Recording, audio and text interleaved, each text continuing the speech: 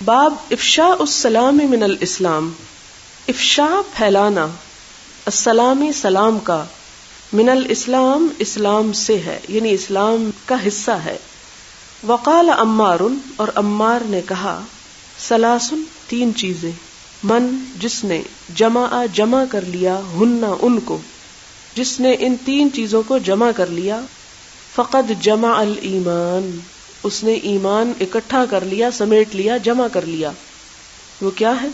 Number 1 الانصاف، انصاف، من نفس کا، اپنے دل سے، اپنے دل میں یا اپنے دل سے یا اپنے آپ سے.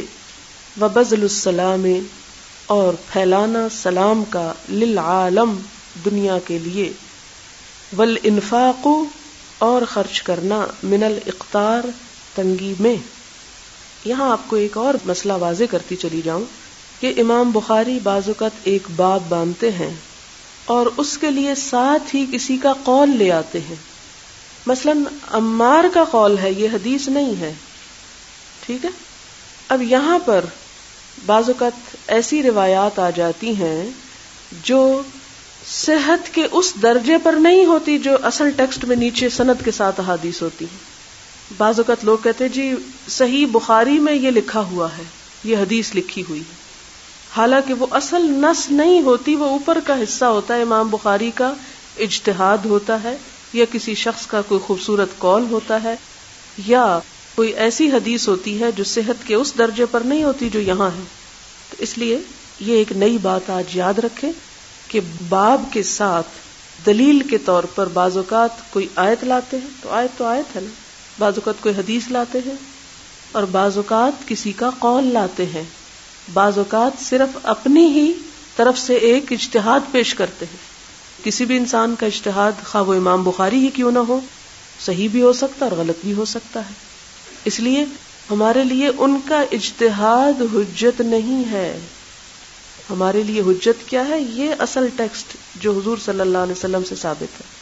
اس لیے اس فرق کو سمجھنے کی کوشش کریں. بہرحال بڑا خوبصورت قول ہے کہ تین چیزیں ایسی ہیں کہ اگر کسی کو میسر آ جائے تو گویا اس نے اپنے اندر ایمان کو اکٹھا کر لیا، ایمان سمیٹ لیا. پہلی بات ہے الانصاف من نفسک، اپنے جی میں انصاف کرنا. اس کے دو معنی ہیں. ایک تو یہ کہ اپنے ساتھ انصاف کرنا، یعنی اپنے کو زیادہ رعایتیں بھی نہ دینا اور اپنے ساتھ ظلم بھی نہ کرنا، کیونکہ بعض اوقات انسان دوسروں کے لیے سختی کرتا ہے اور اپنے ساتھ رعایت برتا ہے. یہ انصاف نہیں ہے، اپنے ساتھ یہ ظلم ہے.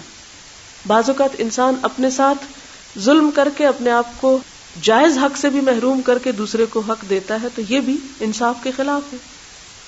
لہذا انصاف یعنی عدل کے معنوں میں ہے کہ اپنے سے انصاف کرنا.